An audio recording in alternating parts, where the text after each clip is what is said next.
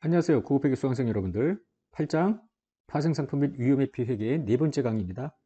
우리가 지난 강의에서는 위험회피라는 것을 배웠습니다. 크게 위험회피는 공정가치 위험회피하고 현금으로 위험회피, 페어밸류 해지, 캐시플로우 해지 두 가지가 있다고 했죠. 회사가 장부에 인식한 자산, 부채, 확정계약 혹은 미래 발생 가능성이 큰 예상거래 등으로부터 페어밸류나 캐시플로우의 변동 위험에 노출이 될 수 있겠는데요. 이를 해소하기 위한 다양한 위험회피 활동을 할 수가 있겠습니다. 회사가 제대로 위험회피 활동을 했음을 재무제표에 보고해 줘야 되겠는데요. 일반 회계를 적용하면 제대로 보고가 안 된다는 거죠. 오늘부터 배울 이 위험회피 회계라고 하는 특별한 회계를 적용하면 회사가 페어밸류 해지, 캐시플로우 해지의 활동을 제대로 적절하게 수행했음을 재무제표에 보고할 수 있게 되는 겁니다. 오늘 네 번째 강의에서는 페어밸류 해지 어카운팅을 보고요. 다섯 번째 강의에서 캐시플로우 해지 어카운팅을 공부해 보도록 하겠습니다. 자, 먼저 공정가치 위험회피 회계입니다. 공정가치 위험회피, 페어밸류 해지란 무엇인가? 특정 위험에 기인하고 특정 위험 때문에 발생한다라는 것인데, 이 위험은 지난 시간에도 이야기한 것처럼 환율 변동 위험, 가격 변동 위험, 이자율 변동 위험 등등 다양할 수 있겠습니다. 이 위험 때문에 기인을 하는데 단기 손익에 영향을 줄 수 있는 것으로서 이미 인식된 자산부채 또는 인식되지 않은 확정계약의 구성요소의 공정가치가 변동함으로써 단기 손익에 영향을 준대요. 왜 구성요소의 공정가치가 변동하냐면 특정 위험 때문에 공정가치가 변동이 되어 단기 손익에 영향을 줄 수 있는데, 이런 공정가치 변동 익스포저를 회피하고자 하는 활동이 공정가치 위험 회피라는 겁니다. 공정가치 위험 회피라는 것이 결국은 이런 거예요. 이런 익스포저에 노출이 되어 있는 위험 회피 대상 항목이 있겠죠. 이 위험 회피 대상 항목이라는 것이 여기 인식된 자산 부채 또는 인식되지 않는 확정 계약이 있겠고요. 위험 회피를 할 수 있는 수단이 있을 거 아닙니까? 보통 파생 상품을 활용을 하는데요. 이 둘 간의 위험 회피 관계를 설정하자라는 거 아닙니까? 이때 위험 회피 수단은 공정가치 변동을 당기손익으로 인식합니다만, 위험 회피 대상 항목에 대해서 일반 회계를 적용하면 둘이 불일치한다라는 거예요. 여기는 PL 항목으로 왔다 갔다 위아래라 왔다 갔다 할 수 있는데, 위험 회피 대상 항목이 일반 회계를 적용하면 반드시 단기 손익이 오르고 내리고 하지 않을 수 있다는 겁니다. 즉 회계 불일치가 발생하기 때문에 특별한 회계를 적용하자라는 거예요. 이를 그림으로 한번 볼까요? 6번입니다. 그림 6번. 위험회피 대상 항목, 위험회피 수단입니다. 위험회피 수단은 공정가치 변동을 당기손익으로 인식하는데 전혀 문제가 없어요. 오케이. 그죠? 그런데 문제는 위험회피 대상 항목입니다. 공정가치 변동을 인식하지 않거나, 대표적인 사례가 확정계약 아닙니까? 확정계약은 계약서에 사인만 한 건데, 그렇다고 해서 일반 회계를 적용하면서 확정계약의 공정가치 변동을 측정을 해서 당기손익으로 인식하는 이런 회계를 지금까지 회계학을 배우면서 여러분들이 본 적이 있나요? 없죠. 더 나아가서 공정가치 변동을 인식을 하기는 하는데 PL이 아니라 OCI로 인식을 한다는 거죠. 따라서 당기손익에 미치는 영향이 서로 다른 이런 문제가 생겨요. 이걸 회계 불일치라고 합니다.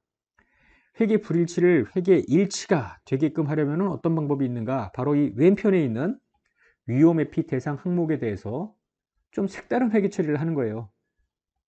무조건 공정가치 변동을 당기손익으로 인식하는 방법을 택하는 겁니다.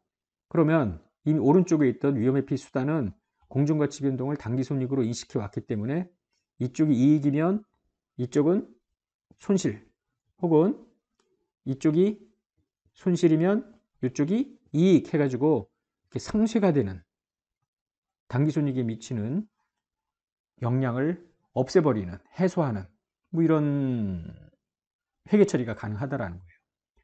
잠깐 분개를 한번 본다면요, 확정계약이 위험회피 대상 항목입니다. 이럴 경우에 파생상품에 대해서 파생상품 손실이 나왔어. 그럼 파생상품 부채 이렇게 되는데요. 이게 앞에 그림으로 본다면은 항상 이 위험회피 수단은 우리 책에서는 오른쪽이 수단, 왼쪽이 위험회피 대상 항목이라고 생각을 하세요. 지금 이 그림을 눈에다가 탁 집어넣고요. 위험회피 수단에 대해서 파생상품 평가손익을 인식하는 데는 전혀 문제가 없어요. 자, 확정계약에 대해서 특별한 회계를 적용하자고요. 확정계약은 반대 방향으로 평가 이익이 생깁니다. 왜냐하면 위험회피 관계를 설정할 때 지난 시간에도 봤듯이 네거티브 코릴레이션이 되게끔 음의 상관관계가 이루어지도록 엮는 것이 위험회피 관계의 지정이라는 것이죠. 같은 방향이 아니라 반대 방향입니다. 따라서 확정계약 자산 이렇게 인식을 하여 파생상품 평가손실, 확정계약 평가이익이 네팅이 되게끔, 물론 100% 네팅이 안 될 수도 있겠습니다. 지난 시간에 이야기한 이펙티브니스 테스트를 보는 거죠.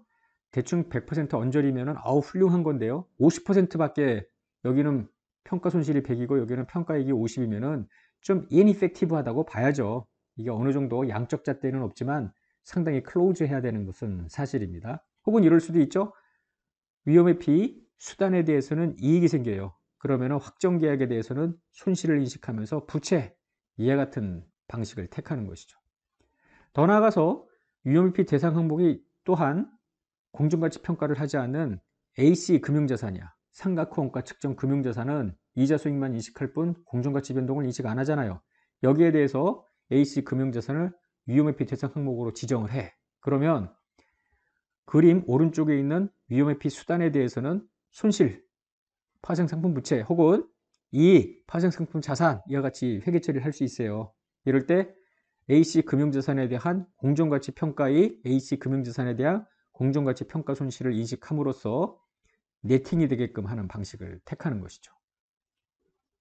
만약에 위험회피 대상 항목이 페어밸류 OCI 채무 상품이라고 가정을 해봐요. 그러면 파생 상품에 대해서는 손실 또는 이익을 PL로 잡는데 전혀 문제가 없는데요. 페어밸류 OCI는 평가이익, 평가손실을 인식하면서 OCI로 일반 회계에서는 적용하도록 규정하고 있는 것 아닙니까?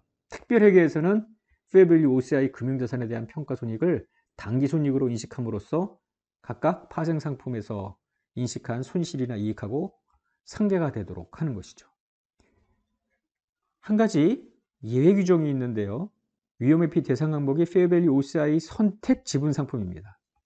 페어밸류 OCI로 분류되도록 선택한 지분 상품의 경우에는 반드시 OCI로 회계 처리를 해야 되고요. 그 어떤 경우에도 당기손익 재분류가 안 되도록 한 거 아닙니까? 따라서 이때만 별도로 어떻게 하느냐 하면은 파생상품에 대해서 평가손익을 인식하되 이번에는 다시 한번 그림으로 가볼게요. 항상 이 왼쪽을 특별하게 회계 처리했는데 페어밸류 OCI 선택 지분 상품의 경우에는 PL로 인식할 방법이 없어요. 무조건 OCI로 해야 되니까 하는 수 없이 이거는 내비두고 이번에는 오른쪽 위험회피 수단을 편법으로 좀 다른 방식으로, 즉 PL이 아니라 OCI로 파생상품 평가손익을 인식하는 방식을 택하죠. 그래서 파생상품 평가손실, 파생상품 평가이익이 OCI로 들어갑니다. 즉 OCI로 재무제표에 미치는 회계 불일치를 해소한다, 이렇게 보면 되겠습니다.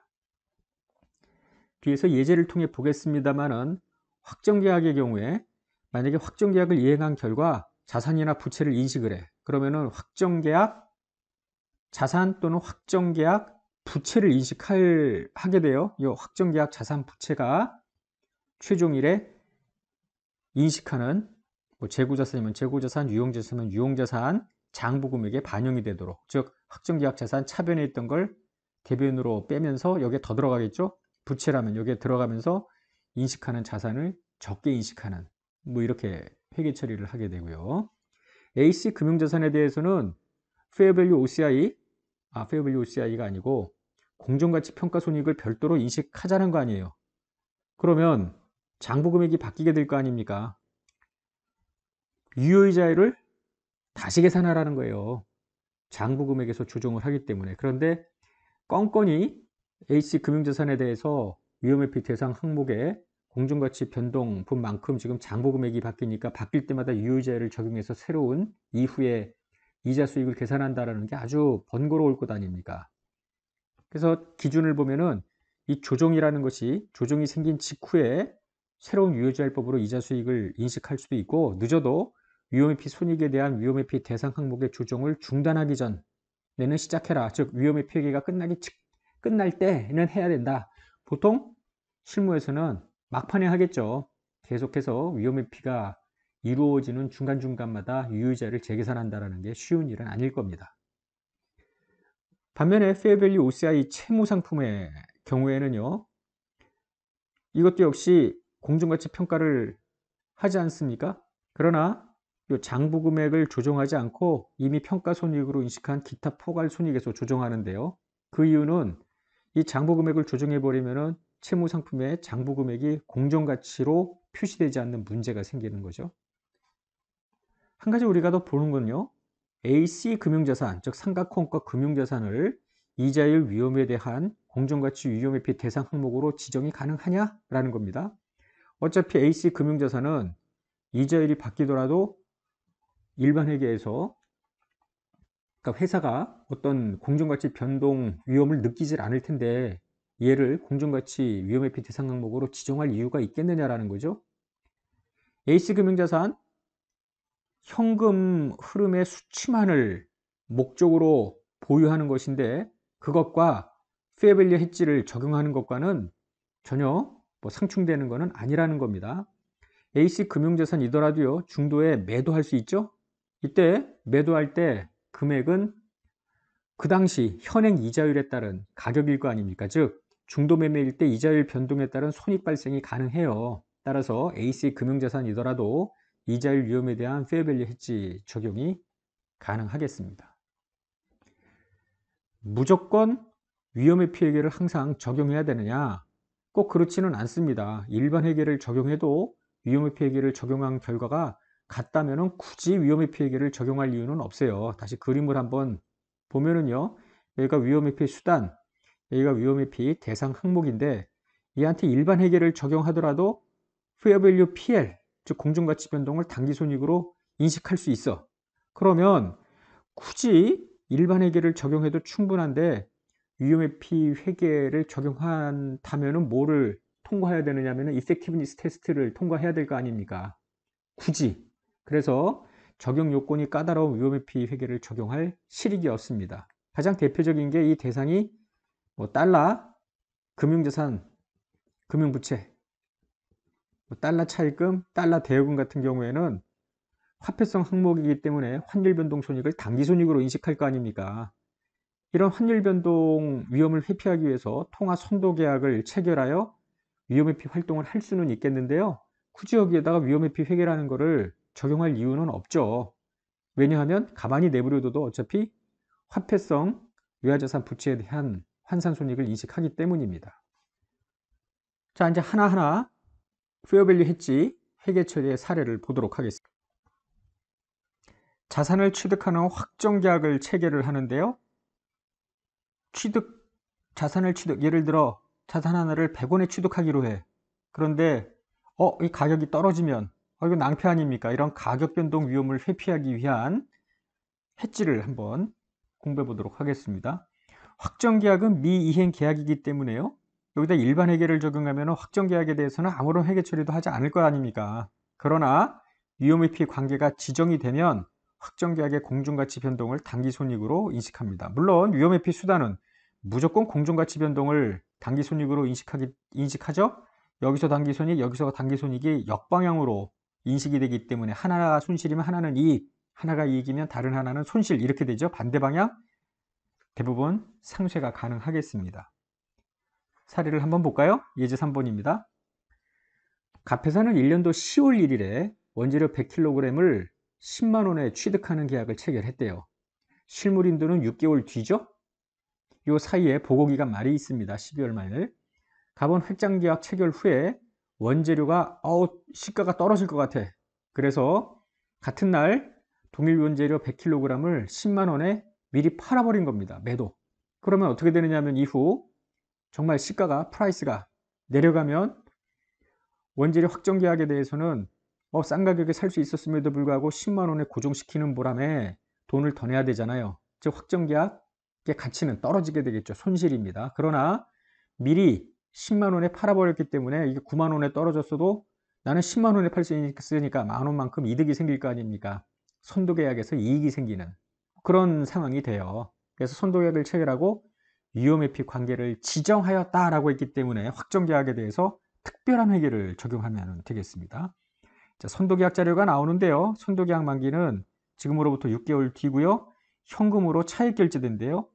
회사의 결산일인 1년도 12월 말, 그 다음에 X2년 3월 31일 현재 원재료 100kg의 시가가 각각 95,000원, 96,000원, 95,000원은 12월 31일 현재 만기가 석 달 남은 3개월짜리 선도 가격을 의미하고요.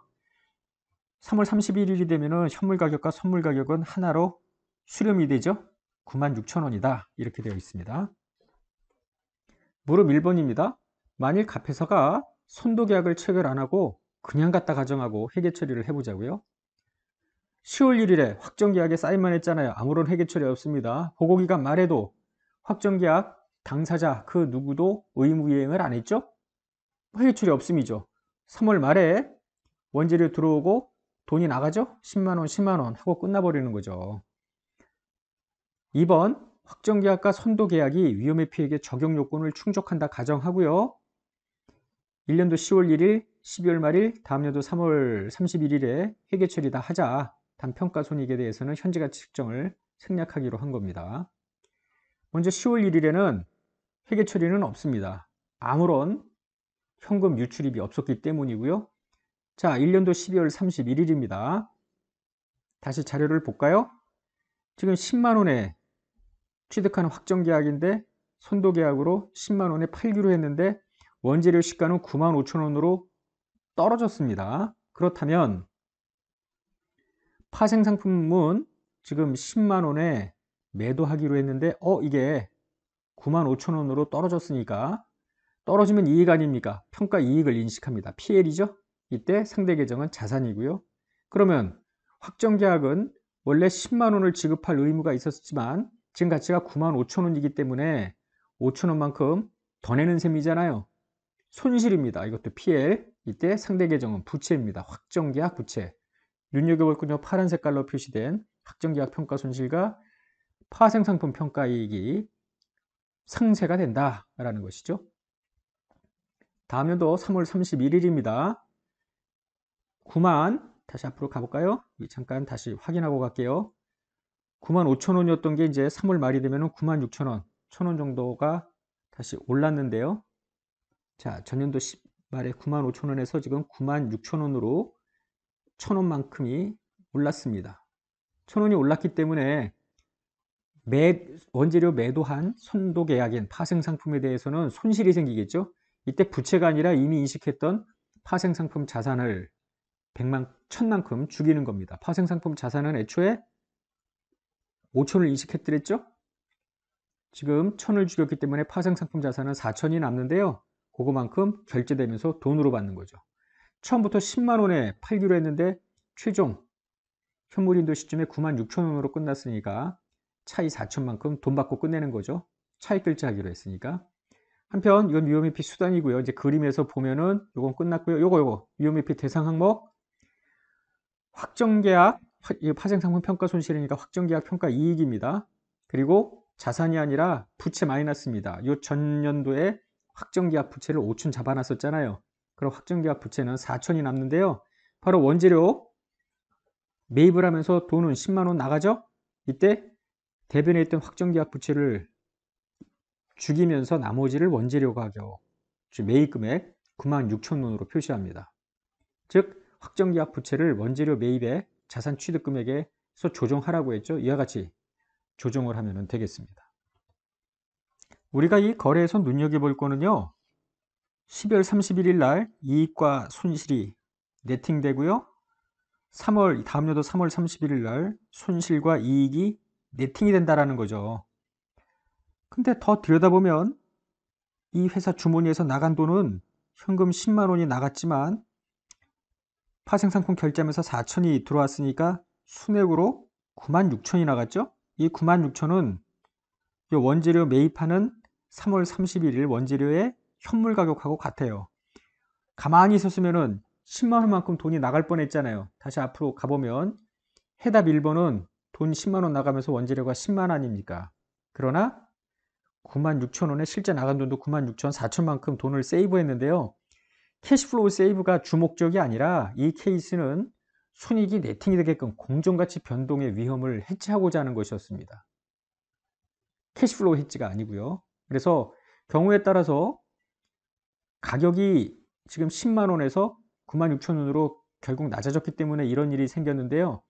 10만에서 뭐 10만 4천으로 높아졌다고 그러면은 나간 돈은 10만 4천이 되겠죠. 돈이 더 나가 버렸네. 그럼에도 불구하고 파생상품, 평가손익, 확정계약, 평가손익이 서로 네팅되는 거는 금액은 좀 달라지겠지만 항상 유효하다는 거죠. 어느 쪽으로 방향이 바뀌어도. 그래서 현금 흐름을 해지하는 것이 아니고요. 여기서는 이 손익, 단기 손익에 미치는 공정가치 변동에 대한 위험을 해지하는 것이다 라는 겁니다. 자, 공정가치 위험의 피해의 두 번째 사례를 보겠습니다. 고정이자 수치 조건의 금융자산이라면은요, 지금 금융자산의 공정가치는 분모의 할인율이 들어가고요. 여기 분자의 캐시플로우, 이자 및 원금, 캐시플로우가 들어갈 거 아닙니까? 요거를 할인율로 나누면 되는데요. 고정이자이기 때문에 분자는 픽스되어 있지만은 분모의 할인율은 계속 변동될 거 아니에요. 할인율이 내려가면은 금융자산의 공정가치는 올라가고요. 할인율이 높아지면은 금융자산의 공정가치는 내려갈 거 아닙니까? 이게 너무 싫다는 거예요. 나는 금융자산의 공정가치가 변동하여 단기손익에 미치는 영향이 싫다는 거죠. 이거를 좀 스테디하게 바꾸고 싶다는 겁니다. 방법은 대표적인 방법이 바로 이자율 수학계약을 체결을 하는 겁니다. 자, 위험회피 대상 항목 고정이자 수치 조건 금융자산인데요. 이걸 변동이자 수치 조건으로 바꿔버리는 거예요. 어떻게 바꾸냐면 둘을 엮어버리면 되죠. 자, 위험회피 수단 어떻게 하냐면 고정이자를 지급하고 변동이자를 수치하는 이자율 수합이라는 게 서로 이자를 맞바꾸는 거 아닙니까? 고정이자 지급, 변동이자 수치 이렇게 해버리면은 밑에 표에서 보는 것처럼 채무증권은 고정이자 수치죠. 이자율 수합은 고정이자 지급, 변동이자 수치입니다. 그러면 이자율 채무증권 같은 경우에 고정이자 받은 거를 이자율 수합의 고정이자 지급으로 떼어버리면은 결합효과는 상쇄가 되고요. 변동이자 수치만 남을 거 아닙니까? 결국 둘을 합치면 변동이자 수치 조건의 채무증권으로 그 성격이 바뀌어버리죠. 따라서 시장 이자율이 바뀌더라도 이 채무증권의 페어밸류는 계속 변동이 없을 거 아닙니까? 분모 분자가 같이 움직이니까 이것도 변동, 이것도 변동이기 때문에 그렇습니다. 그래서 공정가치 변동 위험을 회피할 수가 있겠다. 사례를 보겠습니다. IRS 인트레스트 레이 수합이라고 하는데 이 IRS를 가지고 공정가치 위험의 피해기를 해볼게요. 갑은 1년도 초에 만기가 3년짜리 연 6% 고정이자 수치 액면금액 100만원짜리 채무상품을 100만원에 샀대요. 액면 취득했습니다. 이를 페어밸류 OCI 금융자산으로 회계 처리를 했대요.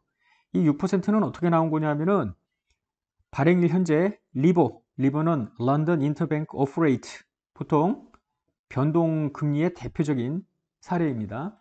런던 간 은행에서 자금을 주고받을 때 결정되는 국제 어떤 변동금리의 지표라고 보면 되겠는데요. 리버라고 보통 이야기를 하는데요. 요 변동금리 5%는 확정된 게 아니기 때문에 이후에 오르거나 내릴 수 있습니다. 1월 1일 현재 변동금리인 리버 5%에 1% 신용 스프레드를 가산한 거래요. 이게 표준금리인데 값에서는 그거보다 리스키한가 보죠 좀. 그래서 1% 신용 스프레드를 가산해서 결정한 게 6%다. 여기까지가 변동금리 채권의 채무상품의 조건입니다. 자, 갑은 이 페어밸류 오사의 금융자산의 채무상품의 시장 이자율이 올라가면은 가격이 떨어질 거 아니에요. 내려가면 오를 거고. 이런 공정가치의 변동 위험이 싫다는 거예요. 오르는 것도 싫고 내리는 것도 싫어 하여튼.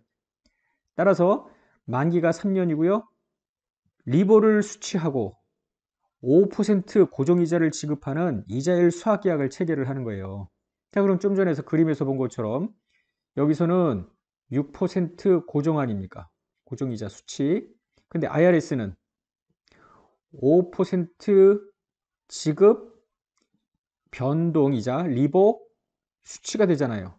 그 이 둘을 합성을 해보세요. 합해버리면은 6% 수치, 5% 지급이니까 요거 1% 수치만 남죠? 거기에 변동 수치가 있으니까 결국은 리보 플러스 1% 수치의 현금 흐름만 남게 될 거 아닙니까? 합해버리면 고정이자 조건의 채무증권이 변동이자 조건의 채무증권과 똑같은 특성으로 바뀐다는 거죠. 그거를 이제 회계 처리로 가볼게요. 그리고 이렇게 IRS 계약을 체결을 해서 위험회피 관계를 지정을 했다. 단 위험회피 회계를 적용할 수 있는 요건은 모두 충족된다고 가정을 했고요. 이자율 수합의 이자정산은 매년 말에 차이정산을 할 거고요. 무이표채권 할인법, 즉 미래 현금 흐름을 현행 기초의 변동이자율로 디스카운트한 금액으로 공정가치를 결정을 한다는 겁니다. 자료를 보면은 페어밸류 OCI 1년도 1월 1일 리보가 5%입니다. 1월 1일. 여기다가 1% 가상금리로 6%가 채무증권 확정금리로 일단 정했다라는 거죠. 근데 변동금리가 변하네. 1년도 12월 말에 3.5, 2년도 12월 말에 3% 이렇게 내려갑니다. 자, 페어밸류 OCI 금융자산의 공정가치 처음 1월 1일 100만원짜리를 100만원에 발행했다며 그때는 공정가치가 같겠죠. 이자율 수합 공정가치도 똑같고 근데 1년이 지났어. 그러면은 금리가 내렸기 때문에 전체적인 금융자산의 공정가치는 올랐겠죠. 근데 이자율 수합은 내려갑니다. 왜 내려가냐면은 이자율 수합은 당초 어떤 조건이었냐면은 앞으로 가볼게요. 5% 이자를 지급하고 리보를 수취하는 이거 아닙니까? 지금 변동금리를 수취하고요. 더하고요. 5%를 지급하는 조건인데 이자율이 지금 내려가는 거 아니니까 변동금리, 수취할 변동금리, 변동이자가 줄어드니까 주는 거는 5%인데 받는 게 내려가니까 전체적으로 손실 아니야. 그래서 마이너스가 되는 거예요. 잠시 후에 28,090원이 어떻게 계산하는지 보여드릴 겁니다. 일단은 우리가 이게 왜 마이너스가 나오느냐를 이해를 해야죠. 3%로 또 떨어졌어. 그러니까 또 손실일 수밖에 없겠죠. 여기는 올라가고요. 자, 전체적인 회계 처리를 해보는데 그 이전에 이 금액들이 어떻게 나왔는지를 한번 들여다보기로 하겠습니다. 자, 이자율 수합의 공정가치부터 먼저 한번 계산을 해볼까요? 이자율 수합은 계약대로 5%를 지급하고 리보를 받는 조건인데 리보는 1년도에 5%, 2년도에 3.5, 3년도에 3%라고 주어져 있죠. 따라서 5% 지급은 마이너스 5만, 5만, 5만 똑같고요. 자, 수치는 5만, 3만 5천, 3만 이렇게 됩니다. 1년도에는 주고받는 게 똑같죠?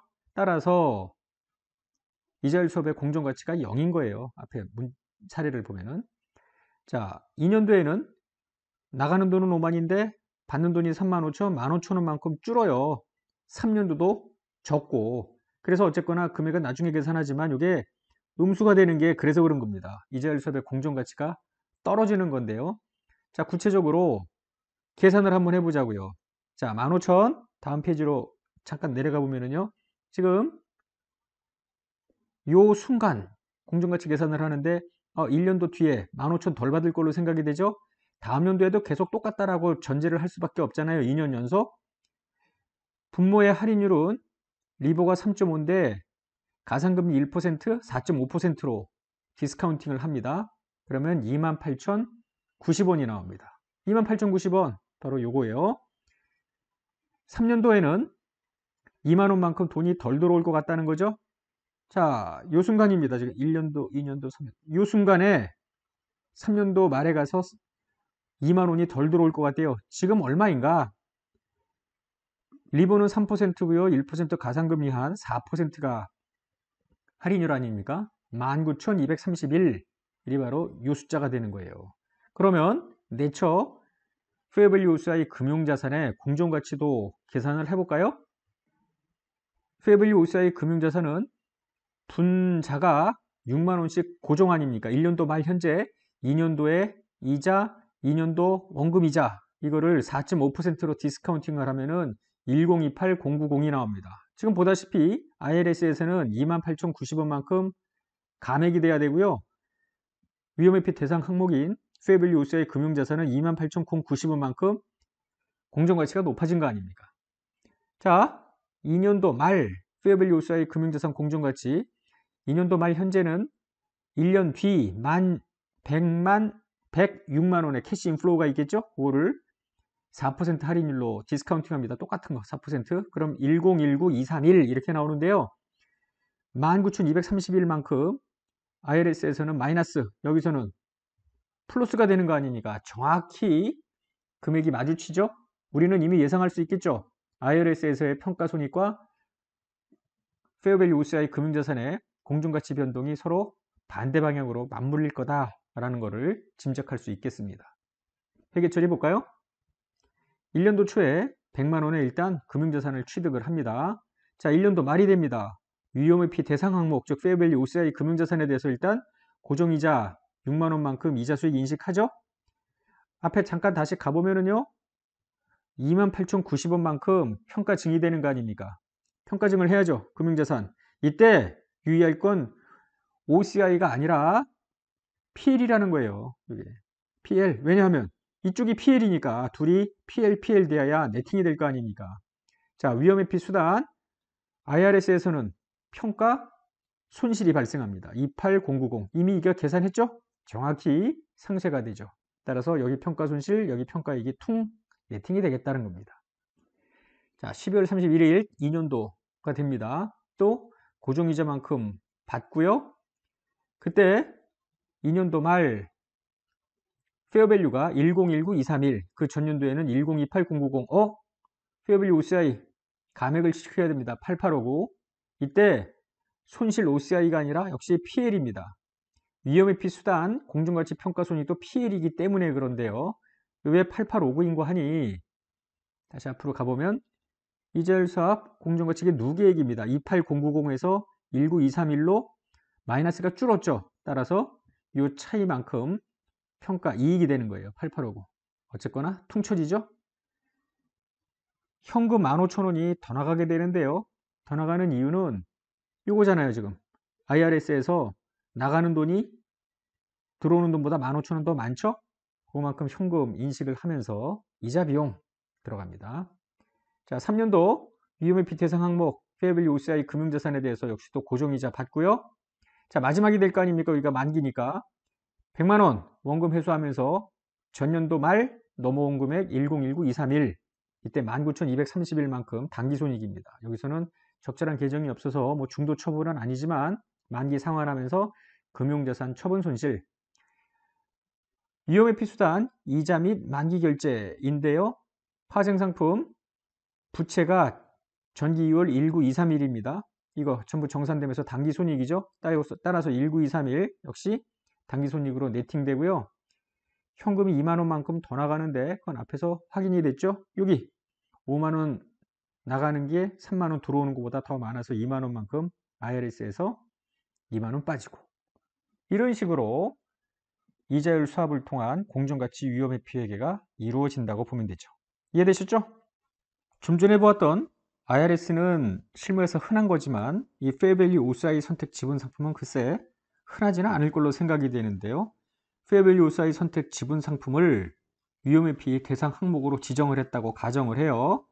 이게 위험회피 대상 항목, 그리고 위험회피 수단이 있는데 이 수단의 공정가치 변동을 PL로 합니다.